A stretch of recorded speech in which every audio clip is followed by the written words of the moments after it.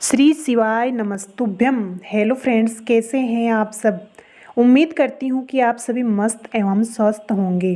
तो आइए आज इस वीडियो के माध्यम से हम भगवान पशुपतिनाथ के व्रत में सुबह के समय जो पूजन किया जाता है उस पूजन में क्या क्या सामग्री की आवश्यकता होती है, तो आइए इस संपूर्ण पूजन सामग्री के बारे में विस्तार से समझते हैं।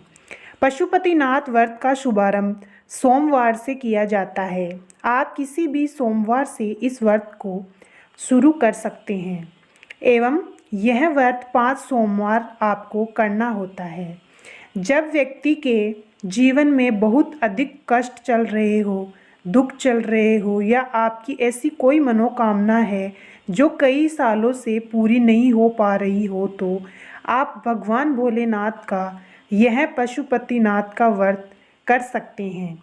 बाबा भोलेनाथ आपकी जो भी मनोकामनाएं हैं और जो भी कष्ट हैं उन सभी कष्टों को हर लेते हैं एवं इस मनोकामना को पूर्ण कर देते हैं। पशुपति जी व्रत की पूजन हमेशा देवादिदेव महादेव के मंदिर में जाकर ही की जाती है।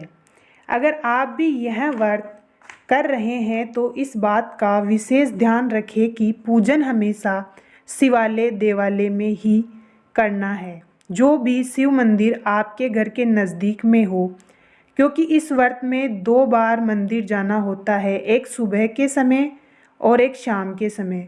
सुबह भी पूजन मंदिर में ही होता है तथा शाम के समय भी पूजन मंदिर में ही होता है। इसलिए मंदिर घर के नज़दीक होगा तो आपको शाम के समय में पूजन करने के लिए मंदिर जाने में आसानी होगी।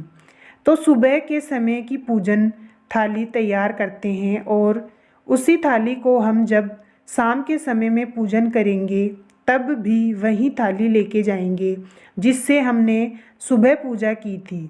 सबसे पहले हम एक थाली लेंगे। थाली कोई भी धातु की हम ले सकते हैं, जैसे स्टील हो, पीतल हो, कांसी, जो भी हमारे पास आसानी से मिल जाए। थाली लेकर उसको अच्छे से मिट्टी या राख से मांज कर स्वच्छ पानी से धोकर साफ कर लेंगे। उसके बाद उसमें एक जल का कलश भर कर रख लेंगे। ध्यान रहे कि जल का कलश तांबे का होना चाहिए। तो तांबे के लोटे में शुद्ध पवित्र जल भरकर थाली में रख लेंगे। ध्यान रहे कि जल हमेशा घर से ही भरकर लेके जाए, मंदिर से जल कभी भी नहीं लेना चाहिए। इसके बाद एक स्टील के बर्तन जैसे गिलास, कटोरी आदि में पंचामृत बना लेंगे, जिसमें दूध, दही, घी, शहद और चीनी, इन 5 चीज़ों के मिश्रण से जो बनता है उस मिश्रण को पंचामृत कहते हैं। तो इस पंचामृत को हम घर पर ही बना लेंगे।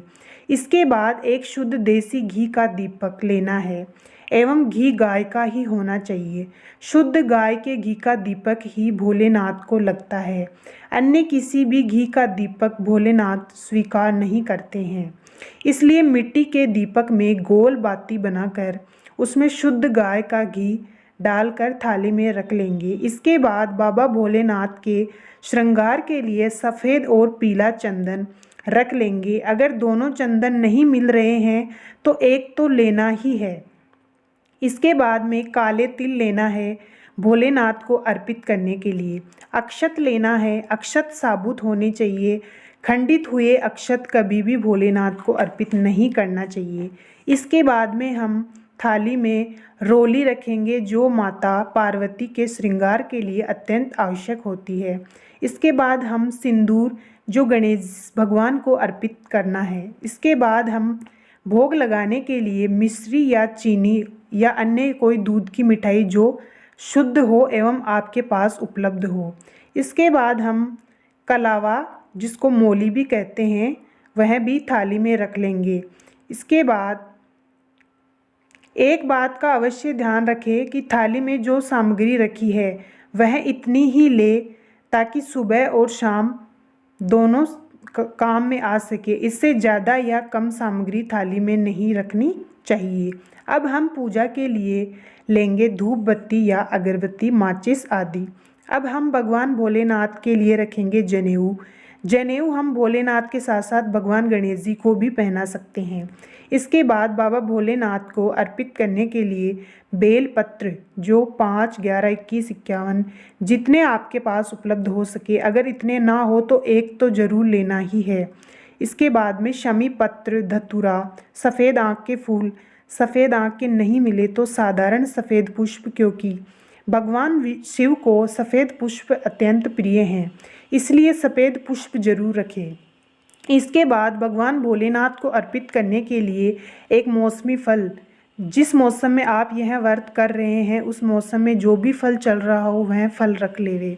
इसके बाद आरती करने के लिए कपूर लेना है, लौंग का एक जोड़ा लेना है, एक बतासा लेना है। इसके बाद हम बाबा भोलेनाथ की पूजा करने के बाद दक्षिणा रखने के लिए दक्षिणा रखेंगे, जो आपकी श्रद्धा के अनुसार हो सकती है, जैसे 5, 10 जो भी आप रख सकते हैं। सिक्का है तो सिक्का, नहीं तो नोट भी ले जा सकते हैं, क्योंकि दक्षिणा रखना बेहद ज़रूरी होता है। दक्षिणा पूजा में कोई भी कमी रह जाती है तो उसकी पूर्ति करती है। तो प्यारे दोस्तों, कैसी लगी आपको आज की वीडियो? उम्मीद है कि अच्छी लगी होंगी। अगर वीडियो पसंद आई हो तो लाइक कर दीजिए, कमेंट में श्री शिवाय नमस्तुभ्यम लिखना ना भूले और वीडियो को ज़्यादा से ज़्यादा लोगों तक शेयर कीजिए ताकि सभी शिव भक्तों तक यह वीडियो पहुंच सके। और हाँ, चैनल को सब्सक्राइब करना बिल्कुल भी ना भूले। Bye bye, take care, love you all.